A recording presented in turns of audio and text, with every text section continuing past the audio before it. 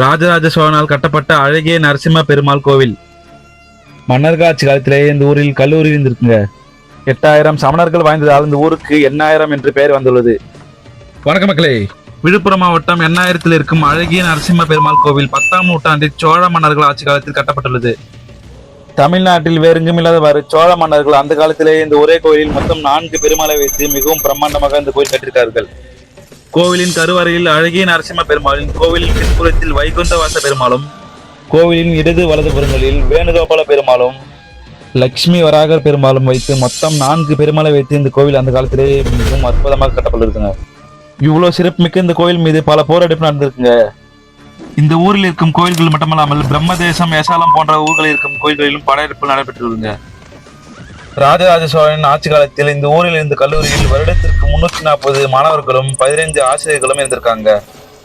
சுமார் 1000 வருடத்திற்கு மேல் பழமை வாய்ந்த இந்த எண்ணாயிரம் பல சிறப்புகளை உள்ளடக்கியுள்ளது. இந்த அழகிய நரசிம்ம பெருமாள் கோவில் இப்போது தமிழ்நாடு இந்து சமய அறநிலையத்துறை கட்டுப்பாட்டில் உள்ளதுங்க. இந்த கோவிலின் ராஜகோபுரத்தை பாருங்க, மேல்புறத்திலும் ஒரு கோவில் இருக்குங்க. அந்த காலத்திலேயே 2 அடுக்களை வைத்து இந்த கோவில் பிரம்மாண்டமா கட்டிருக்காங்க. நீங்க கூகுள் மேப்ல அருள்மிகு அழகிய நரசிங்க பெருமாள் டெம்பிள் எண்ணாயிரம் சச்சினா எக்ஸட்ரா உங்க லொகேஷன் காமிக்குங்க. அதை ஃபாலோ பண்ணிட்டு நீங்க வரலாங்க. இந்த கோவில் விழுப்புரத்திலிருந்து 27 கிலோமீட்டர் தொலைவிலும், திருவண்ணாமலையிலிருந்து 62 கிலோமீட்டர் தொலைவிலும், கள்ளக்குறிச்சியிலிருந்து 100 கிலோமீட்டர் தொலைவிலும் அமைந்துள்ளது. இவ்வளவு சிறப்புகள் மிக்க இந்த அழகிய நரசிம்ம பெருமாள் கோயிலை கண்டிப்பா அனைவரும் வந்து பார்க்க மறந்துடாதீங்க. வந்து பார்த்து